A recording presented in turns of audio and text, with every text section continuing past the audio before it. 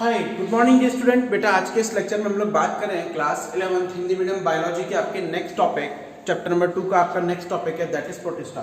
याद रखिएगा हम लोग जीवों के वर्गीकरण में बेटा 5 जगत प्रणाली पढ़ रहे हैं। फर्स्ट हम लोगों ने पढ़ लिया मोनेरा। मोनेरा के अंदर 2 टाइप पढ़ लिया आपने, आर्की बैक्टीरिया और यू बैक्टीरिया।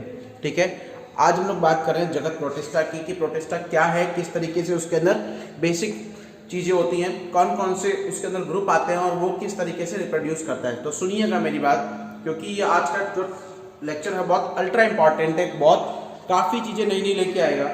सबसे पहली बात क्योंकि आज का जो लेक्चर है वो क्या है, केवल प्रोटिस्टा के ऊपर इंट्रोडक्टरी पार्ट है। ठीक है, तो प्रोटिस्ट नॉर्मली अगर हम लोग बात करें, प्रो मतलब सबसे पहले और टिस्ट मतलब यूकैरियोटिक, यानी जो पृथ्वी पर जो सबसे पहले यूकैरियोटिक आए, पृथ्वी पर जो सबसे पहले यूकैरियोटिक जीव आए वो उनको किस कैटेगरी में रखा गया, प्रोटिस्ट के कैटेगरी में रखा गया। आई बात समझ में?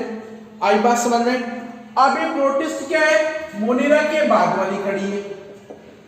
क्योंकि मोनेरा में क्या होता है, आपको अगर मैं बात बताऊं तो मोनेरा के बाद वाली कड़ी है। ठीक है, मोनेरा में क्या थे, मोनेरा के अंदर हम लोगों ने अभी पढ़ा था कि मोनेरा में क्या रखा गया, जीवाणुओं को रखा गया। और ये जीवाणु क्या थे, एक कोशिकीय और प्रोकैरियोटिक थे, यानी जितने भी प्रोकैरियोटिक थे वो सारे के सारे जीव किसमें रखे गए बेटा, मोनेरा के अंदर रखे गए। तो ये मोनेरा के बाद वाला ग्रुप है, ये मोनेरा के बाद वाला ग्रुप है। और इस ग्रुप की खोज किसने की थी, इसे दिया किसने था बेटा, हेकल ने इसका नाम दिया था। किसने दिया था, हेकल ने। ठीक है, हेकल ने क्या दिया, इसका नाम दिया। आई बात समझ में? जैसे मोनेरा को किसने दिया था, मोनेरा का किसने दिया था, कोपलैंड ने नाम दिया था। ठीक है, ऐसे ही हेकल ने इसका नाम दिया क्या, आप लोगों की प्रोटिस्टा। Got it? अब क्या कह रहा है कि ये एक कोशिकीय है। पहला पॉइंट अल्ट्रा इंपॉर्टेंट आपके एनसीईआरटी में गिवन है, एक कोशिकीय है, यानी इनमें सेल क्या होगी, एक होगी। यूकैरियोटिक या ससीम केंद्री, शब्दों को तोड़ के पढ़ना सीखो। ये लेक्चर आप लोग देखोगे तो एनसीईआरटी आप इजी से पढ़ सकते हो। ठीक है, ससीम केंद्री, ससीम मतलब स्पष्ट केंद्रक पाया जाता है। क्या पाया जाता है, स्पष्ट केंद्रक। आई बात समझ में? स्पष्ट केंद्रक है, यानी कि केंद्रक जो है वो क्या है, झिल्ली युक्त केंद्रक है। केंद्रक जो झिल्ली है, केंद्रक झिल्ली जो है वो केंद्रक झिल्ली स्पष्ट रूप से दिखाई देती है।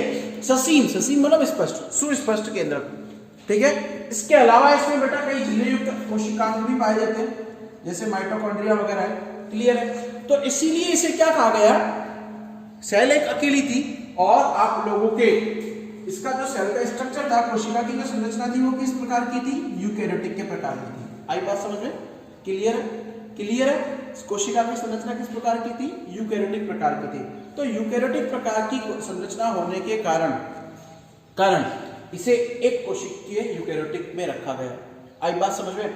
अब मैं ये वाला पॉइंट लेता हूं, लास्ट वाला, बहुत इंपॉर्टेंट है, एनसीईआरटी में आपके दिया हुआ नहीं है लेकिन सबसे अल्ट्रा इंपॉर्टेंट है बेटा, मैंने इसको 5 स्टार दे दिए। ठीक है, अल्ट्रा इंपॉर्टेंट है, काफी बार क्वेश्चन लेके आता है, काफी बार नीट में तो अधिकतर लेके आता है। 2014 में आया था, 16 में आया और 18 छोड़ के 19 में आया। ठीक है, ये क्या कह रहा है कि इनकी जो सीमाएं हैं वो परिलक्षित नहीं है, यानी इनकी बाउंड्रीज वेल डिफाइंड नहीं है। अगर मैं बात करूं बाउंड्रीज की, भाई ये कोई ग्रुप है मोनेरा, मैं मोनेरा की बात करता हूं, अभी हमने मोनेरा पढ़ लिया। तो मोनेरा में क्या हम लोगों ने जीवाणुओं को रखा या फिर यूनिसेलुलर प्रोकैरियोटिक को रखा, तो इसकी क्या है, सीमाएं परिलक्षित है। आई बात समझ में? लेकिन यहां पर नहीं है। क्यों नहीं है, तो सुनिएगा। उन्होंने एग्जांपल दिया, जो साइंटिस्ट थे जिन्होंने ये बताया, उन्होंने एग्जांपल दिया कि कुछ जो प्रोटिस्टा है वो प्रकाश संश्लेषणी है। ठीक है, जैसे अगर मैं बात करूं क्राइसोफाइट, मेरा क्राइसोफाइट जो है वो प्रकाश संश्लेषणी होता है। आई बात समझ में? ठीक है, क्यों, फाइट का मतलब होता है पौधे। अब प्रकाश संश्लेषण की क्रिया किसमें होती है, पौधों में। तो शुरुआत में वैज्ञानिकों ने क्या बोला कि जो क्राइसोफाइट है ये पादप समूह के अंदर आता है।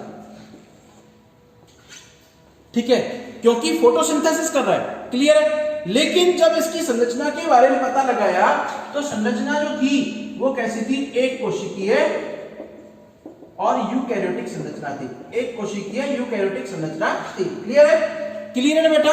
एक कोशिकीय यूकैरियोटिक संरचना थी। आई बात समझ में? यानी कि जो इनकी सीमाएं है वो परिलक्षित नहीं है, एक पर्टिकुलर एरिया नहीं है। भाई ये है प्लांट और ये है आप लोगों के प्रोटिस्टा।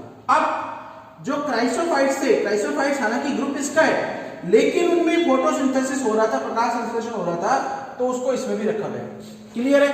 क्लियर है? यहां से एक और पॉइंट निकल कर आता है कि ये योजक कड़ी की तरह कार्य करते हैं। योजक कड़ी मतलब किन्हीं दो समूहों को जोड़ने वाला कनेक्टिव लिंक। आप लोगों ने यूग्लिना का नाम सुना है, ये रहा यूग्लिनोइड्स, ठीक है। यूग्लिना क्या है? पादप और जंतुओं के बीच की कड़ी है। क्यों कड़ी है? क्योंकि एक तो इसमें सेल वॉल पाई जाती है, सेल वॉल नहीं पाई जाती तो ये जंतु कोशिका के समान है, लेकिन इनमें फोटोसिंथेसिस की क्रिया होती है। तो ये यूग्लिनोइड्स क्या है? पादप और जंतुओं के बीच की कड़ी है। आई बात समझ में? ठीक है। अब अगर हम लोग बात करें योजक कड़ी की, तो ये ग्रुप क्या है बेटा? अब मोनेरा में क्या है? सुनना मेरी बात, मैं बात करूं। ये है मोनेरा और ये है प्रोटिस्टा। आई बात समझ में? मोनेरा में क्या है? एक कोशिकीय प्रोकैरियोटिक, ठीक है। यहाँ क्या है? एक कोशिकीय यूकैरियोटिक और बाकी को जो तीन है, चाहे आपका फंजाई है, चाहे प्लांट है, चाहे आपका एनिमल है, ठीक है। ये क्या है? बहुकोशिकीय यूकैरियोटिक। तो यहाँ पर बहुकोशिकीय कोशिकाओं की संख्या बहुत ज्यादा हो जाती है और यहाँ पर क्या है? कोशिकाओं की संख्या एक है, लेकिन ये संरचना कैसी है? प्रोकैरियोटिक। तो एक कोशिकीय प्रोकैरियोटिक के से आप लोग जब बहुकोशिकीय यूकैरियोटिक संरचना तक जाते हो तो उनके बीच में एक कनेक्टिव लिंक यानी कि योजक कड़ी का काम कौन करता है? आप लोगों का प्रोटिस्टा करता है। क्लियर है? क्लियर है? अब बात करते हैं कि इस समूह के, सबसे पहली बात एक और आती है कि इस समूह के जीव रहते कहाँ हैं।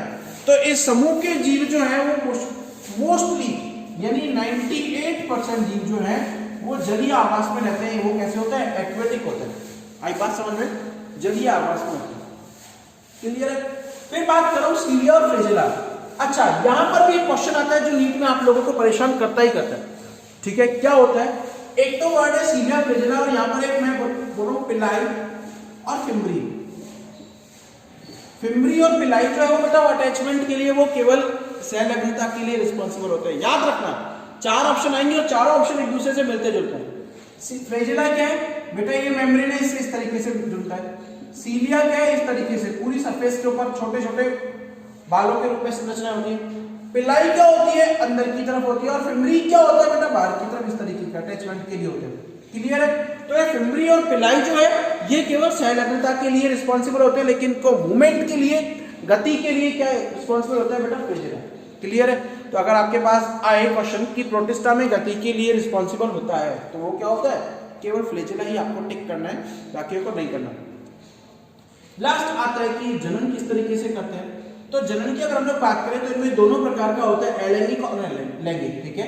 हालांकि ये एक कोशिकीय यूकैरियोटिक है, तो बड़े जीवों की तरह इनमें गैमेट तो बनते हैं नहीं, युग्मक तो बनते हैं नहीं। तो किस तरीके से होगा बेटा?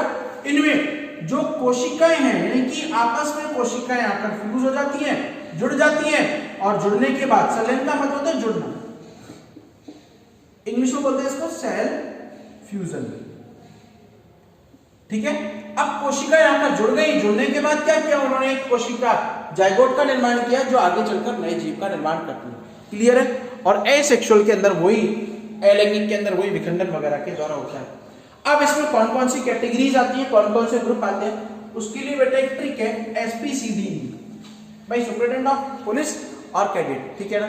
अब S का मतलब है स्लाइम मोल्ड्स, याद करना। P मतलब प्रोटोजोआ, जोआ मतलब जंतु, ठीक है। C का मतलब है क्राइसोफाइट, फाइट मतलब पौधे, ठीक है। D डाइनोफ्लैजिलेट्स, जिनमें दो फ्लैजेला होते हैं, ठीक है। यूग्लिनोइड्स, ठीक है।